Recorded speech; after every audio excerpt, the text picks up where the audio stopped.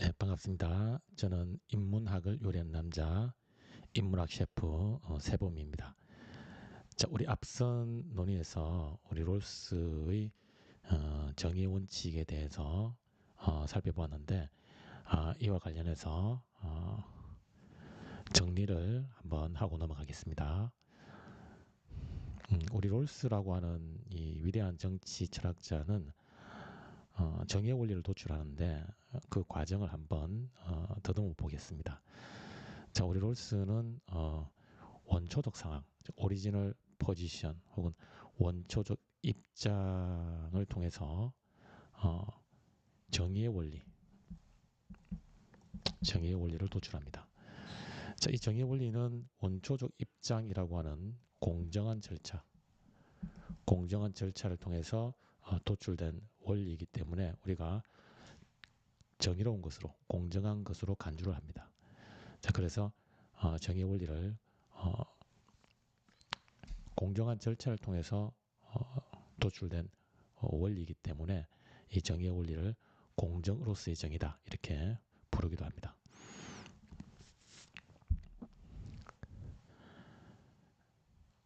그런데 공정한 절차라고 할 수 있는 원초적 입장에서는 어, 원초적 입장이 공정한 절차 원초적 입장은 공정한 절차인데 원초적 입장의 이 공정성을 보장하는 것, 공정한 절차를 공정한 절차답게 하는 즉 원초적 입장의 공정성을 보장하는 것이 바로 무죄의 베일입니다. 무죄의 베일 혹은 무죄의 장막, 베일 오브 이그노런스. 자, 우리 무죄의 베일은 우연의 여건에 대해서 우연의 여건에 대한 알을 가리는 그러한 장치라고 할 수 있어요. 자, 그러니 무죄의 베일을 착용하면 선천적 사회적 우연의 여건에 대해서 알 수가 없습니다. 이처럼 우연의 여건에 대해서 모르기 때문에 자신이 가진 우연의 여건에 유리한 방향으로 어떠한 원리를 선택하는 것이 불가능합니다. 그래서 우월한 우연의 여건을 가지고 있는 사람이 그 우월한 우연의 여건에 유리한 어떤 원리를 선택하는 것이 불가능하죠. 왜냐하면 자신이 가지고 있는 우연의 여건이 열악한지 우월한지 알 수 없기 때문에 무엇 덕분에 무죄의 베일 덕분에 따라서 우연의 여건이 우월한 사람에게 특별히 유리한 어떤 원리를 선택하는 그러한 가능성을 사전에 차단을 합니다. 즉 그 누구에게도 유리하지 않고 원리를 선택하는 모든 당사자가 자유롭고 평등한 입장에서 어떤 원리를 선택할 수 있도록 하는 장치다 이렇게 볼 수가 있습니다. 따라서 그 누구에게도 특별히 유리하거나 불리하지 않기 때문에 불편부당한 impartiality라고 하는 공정함을 갖추고 있다 이렇게 볼 수가 있어요. 자, 이어서 이 무죄의 베일을 통해서 확보되는 공정한 절차인 원초적 상황에서는 어떠한 선택 전략을 구사하는 것이 현명한가 여기에 대해서 우리 롤스는 맥시민 전략, 즉 위험을 회피할 수 있는 안전 제일의 전략을 구사하는 것이 현명하다라고 하는 입장입니다. 왜냐하면 자신이 처한 우연의 여건에 대해서 모르기 때문에 즉 우연의 여건이 우월한지 열악한지 전혀 알지 못합니다.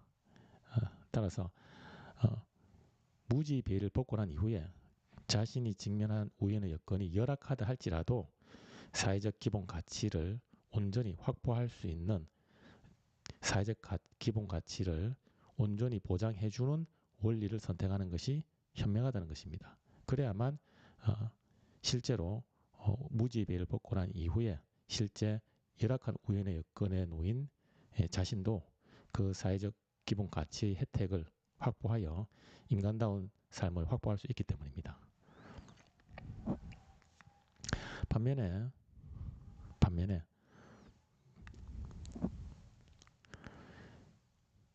우연의 여건이 열악하다 할지라도 사회적 기본 가치를 보장할 수 있는 원리를 선택하지 않으면 우리는 위험에 직면할 수 있습니다. 예를 들어서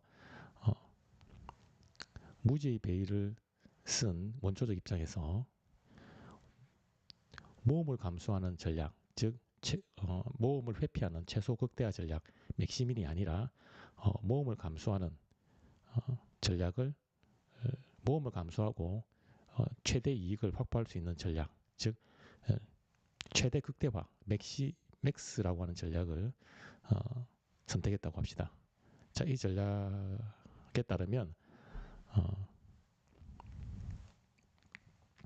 우연의 여건이 열악한 경우에 사회적 기본 가치를 온전히 보장할 수 있는 원리를 선택하지 않고 우연의 여건이 우월한 사람이 모든 사회적 기본 가치를 독점하는 그런 전략을 선택할 수 있습니다. 그것이 바로 이익을 극대화할 수 있기 때문에. 하지만 만약에 무죄의 배를 쓰고 우연의 여건이 우월한 사람이 사회적 기본 가치를 독점하는 전략을 선택했다고 합시다. 그런데 무죄의 배를 벗고 보니 자신이 직면하고 있는 우연의 여건은 매우 열악하다면 무죄의 배를 쓴 상태에서 우연의 여건이 우월한 사람이 사회적 기본 가치를 독점하는 그 원리로 인해서 우연의 여건이 열악한 자신은 사회적 기본 가치의 혜택을 전혀 받지 못해서 인간다운 삶을 확보하지 못하는 위험에 직면하게 됩니다. 이러한 위험을 감수하고서라도 우연의 여건이 우월한 사람이 사회적 기본 가치를 독점하는 원리를 선택할 수 있겠죠. 이러한 전략이 최대 극대화, 맥시맥스인데 이 전략은 현명하지 못하다는 겁니다. 롤스가 볼 때. 왜냐하면 무죄의 배를 벗고 난 이후에 실제 자신이 직면한 우연의 여건이 열악할 경우에 위험을 감수한 그 원리로 인해서 자신은 사회적 기본 가치를 완전히 박탈당하여 인간다운 삶을 확보하지 못하는 위험에 직면할 수 있기 때문에 위험을 감수하는 최대 극대화 전략은 현명하지 못하다. 반면에 최소 극대화 전략, 맥시민 전략은 위험을 회피하는 전략인데 자신이 직면한 우연의 여건이 열악하다 할지라도 무죄의 배를 벗고 난 이후에 실제 자신이 직면한 우연의 여건이 열악하다 할지라도 사회적 기본 가치를 확보할 수 있는 그러한 원리를 선택한다면 실제 자신이 직면한 우연의 여건이 열악하다 할지라도 사회적 기본 가치의 혜택을 확보하여 인간다운 삶을 누릴 수 있다는 것입니다. 그것은 매우 현명한 전략이다. 왜? 자신이 직면한 우연의 여건이 무죄의 배를 벗고 난 이후에 자신이 직면한 우연의 여건이 열악하다 할지라도 사회적 기본 가치를 확보하여 인간다운 삶을 확보할 수 있기 때문에 그것은 현명한 전략이다. 이렇게 보고 있습니다. 즉 맥시민 전략으로 인해서 우리는 실제 자신이 직면한 우연의 여건이 열악할 경우 사회적 기본 가치의 혜택을 보장받을 수 없는 그러한 위험을 우리가 피해 나갈 수 있다는 것입니다. 즉 우연의 여건이 열악하다 할지라도 사회적 기본 가치의 혜택을 확보하여 인간다운 삶을 누릴 수 있는 그 전략이 매우 현명하다. 그래서 현명한 인간이라면 원초적 상황에서, 원초적 입장에서 사회적 기본 가치의 혜택을 보장받지 못할 수도 있는, 즉 우연의 여건이 열악한 사람이 아닌 우연의 여건이 우월한 사람만이 사회적 기본 가치의 혜택을 확보할 수 있는 그런 전략을 선택하는 것이 아니라 우연의 여건이 열악하다 할지라도 사회적 기본 가치 혜택을 확보할 수 있는 그런 원리를 선택한다는 것입니다. 그것이 현명하다. 왜 현명한가?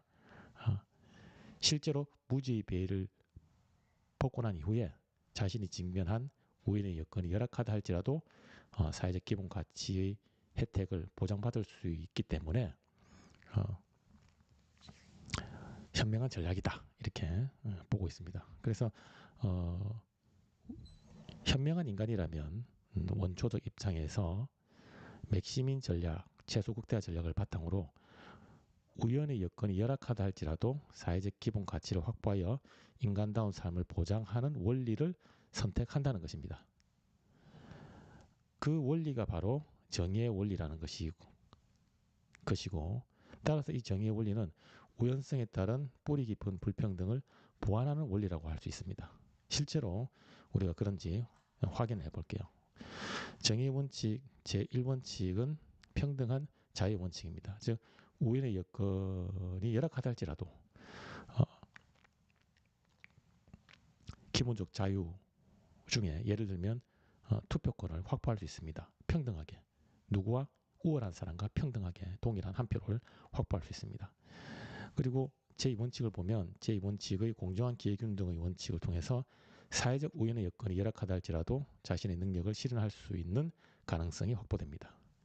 이어서 제2원칙 중에 두 번째인 차등의 원칙을 통해서 사회적 우연의 여건뿐만 아니라 선천적 우연의 여건까지 열악하다 할지라도 즉 최소 수혜자, 사회적 약자라 할지라도 인간다운 삶을 확보할 수 있습니다. 결국 이 정의의 원칙은 우연의 여건에 따른 불평등을 보완하는 그러한 장치다 이렇게 볼 수가 있습니다.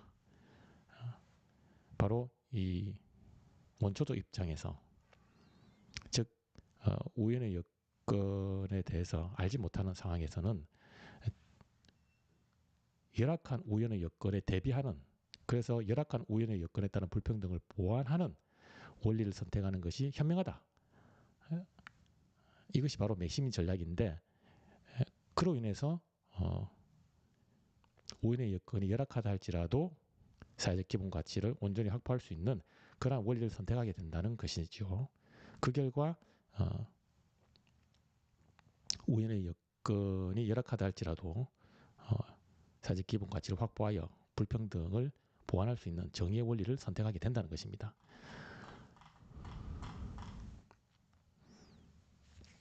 결국 정의의 원리는 우연성, 우연의 여건에 따른 불평등을 보완하는 그러한 원리다 이렇게 볼 수가 있어요. 자, 이어서 우리 롤스의 입장을 계속해서 살펴보도록 하겠습니다.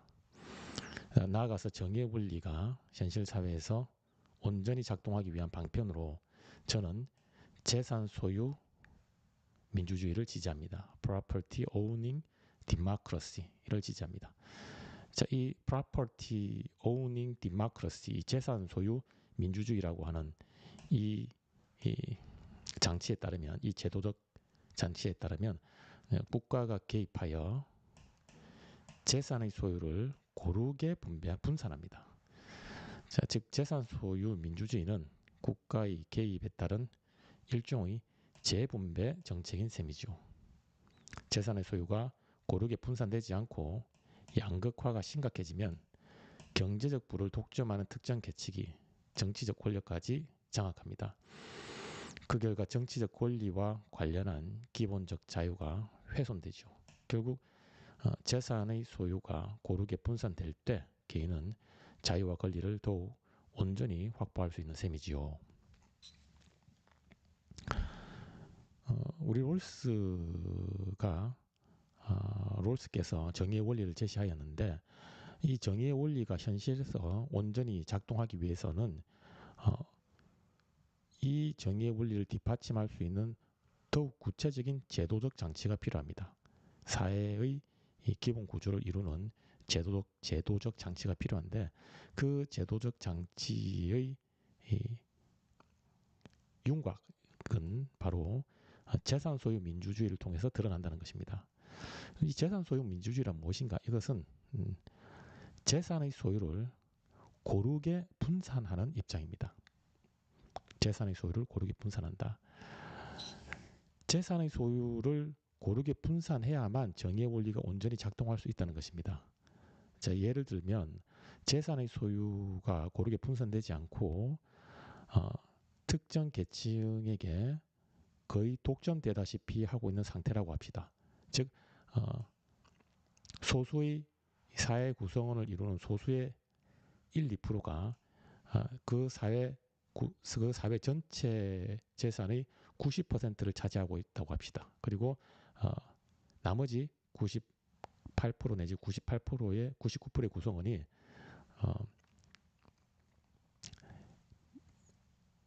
2, 3%의 재산을 공유하고 있다고 합시다. 즉 재산 소유의 이 분배 과정이 분배 현상이 매우 한쪽으로 치우쳐 있죠. 우리 이런 것을 양극화라고 볼 수 있습니다. 즉 잘 사는 사람은 매우 잘 살고 그 사회 구성원의 한 3, 4%는 매우 잘 살고 나머지는 그렇지 않은 것이죠. 이 양극화가 심각해지면 이런 현상이 발생할 수가 있어요. 엄청난 경제적 부를 가진 사람이 정치계에 돈을 활용하여 이 경제적 권력을 활용하여 손을 뻗쳐서 로비를 할 수 있어요. 이 로비를 통해서 자신의 이익을 반영하는 정책을 마련해 달라고 영향력을 행사할 수 있죠. 즉 경제적 부를 장악한 계층이 결국은 이것은 정치적 권력까지 장악하는 결과로 이어지면 결국 이 정책이라고 하는 것은 공공의 이익을 위한 정책이 아니라 경제적 부를 독점한 계층을 위한 정책이 나올 수밖에 없어요. 그 결과 경제적 부를 가지지 못한 대다수의 사람들에게는 불리한 정책이 되는 셈이죠. 그 결과 사회 구성원이 자신이 온전히 누려야 할 그 기본적 자유를 훼손당하게 됩니다. 결국 이것은 재산의 소유가 고르게 분산되지 않고 양극화되면 경제적 부를 장악한 사람이 정치적 권력까지 장악하여 사회 구성원의 이 기본적 자유가 훼손될 수 있다는 것을 암시하는 셈이죠. 따라서 이러한 현상을 바로잡기 위해서는 재산의 소유를 최대한 고르게 분산하여 경제적 부를 장악한 계층이 정치적 권력까지 장악하는, 그래서 사회 구성원의 기본적 자유를 훼손하는 이러한 이 난관을 사전에 방지할 필요가 있습니다. 자, 그래서 롤스는 재산 소유 민주주의를 강조하게 됩니다. 즉 재산 소유 민주주의를 통해서 재산의 소유를 고르게 분산하여 양극화로 인한 경제적 부를 장악한 계층이 정치적 권력까지 장악하여 기본적 자유를 훼손하는 이러한 상황을 막을 수 있기 때문에 재산 소유 민주주의를 강조하고 있습니다. 결국 이 재산 소유 민주주의는 국가의 개입을 통해서 재산의 소유를 고르게 분산하는 일종의 재분배 정책인 셈이죠. 그래서 롤스는 이 재분배 정책을 리디스트리뷰션, 이 재분배 정책을 지지하고 있다, 이렇게 해석을 할 수가 있습니다. 이어서 재산 소유 민주주의와 정의의 원리 사이에는 어떤 관련성이 있습니까? 우리 롤스는 이 정의의 원리를 현실에서 구체적으로 구현하기 위한 제도적 장치로서 재산 소유 민주주의를 강조하는데, 이 둘 사이에 어떤 관련이 있는지 제가 문제를 제기하니 이 롤스께서 정의의 원리는 우연성에서 비롯하는 뿌리 깊은 불평등을 보완하여 공정성을 마련합니다. 자, 그리고 재산 소유 민주주의는 재산의 소유를 고르게 분산하지요. 그런데 재산의 소유를 고르게 분산하면 사전에, 즉 불평등이 발생하기 이전에 뿌리 깊은 불평등이 발생하지 않는 효과를 기대할 수 있어요. 이때 고르게 분산된 재산은 정의의 원리가 온전히 작동하는 데 기여합니다. 결국 재산 소유 민주주의는 재산 소유의 고른 분산을 통해서 우연성에 따른 불평등을 사전에 방지하는 시스템인 셈이죠. 즉 고르게 분산한 재산의 소유를 바탕으로 정의의 원리가 온전히 작동하며 그 결과 사전에 뿌리 깊은 불평등을 보완할 수 있습니다. 정의의 원리는 우리가 앞서 살펴본 것처럼 결국은 우연성에 따른 뿌리 깊은 불평등을 보완하려는 방향성을 가지고 있어요. 그런데 이 정의의 원리를 현실에서 실제 작동 가능한 상태로 그 숨을 불어넣기 위해서는 아주 중요한 부분이 재산의 소유를 고르게 분산한다는 것이죠. 그러면 그렇게 고르게 분산된 재산을 바탕으로 우리가 정의의 원리를 실제로 작동시킬 수 있다는 것입니다. 고르게 분산된 재산을 바탕으로 제1원칙, 평등한 자의 원칙을 실제로 작동시킬 수 있고 제2원칙 중에 공정한 기회균등의 원칙과 차등의 원칙을 실제로 작동시킬 수 있다는 것입니다. 재산의 소유를 고르게 분산하게 되면 그렇게 분산된 재산을 바탕으로 우리가 제1원칙과 제2원칙을 작동 가능한 상태로 할 수 있는 일종의 재원을 마련할 수 있다. 따라서 재산 소유 민주주의, 즉 재산의 소유를 고르게 분산하는, 즉 국가의 개입을 통해서 재분배하는 이 정책은 정의의 원리가 현실에서 온전히 작동하게 하는 정의의 원리에 이 숨을 불어넣는 그런 기능을 할 수 있고 그렇게 되면 뿌리 깊은 불평등이 발생하기 이전에 그 뿌리 깊은 불평등이 발생하지 않도록 사전에 우리가 보완을 할 수 있다는 것입니다.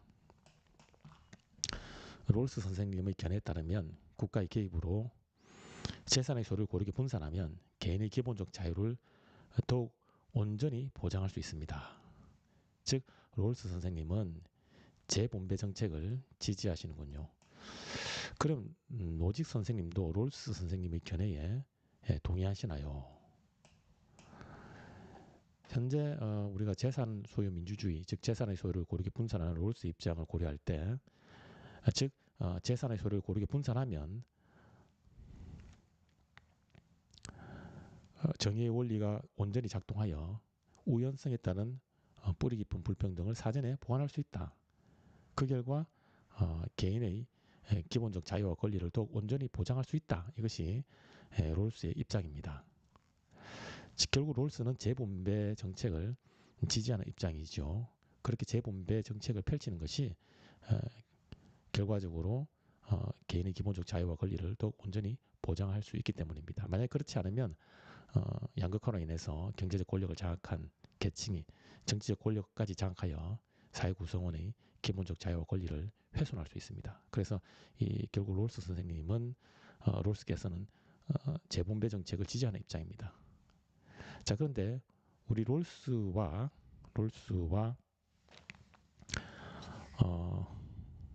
더불어서 저명한 정치 철학자 중에 한 분이 로버트 노직이라고 하는 분인데 로버트 노직 선생님도 이렇게 재분배 정책을 지지하는 롤스 선생님의 견해에 동의하십니까? 라고 제가 여쭙습니다. 그러니 노직께서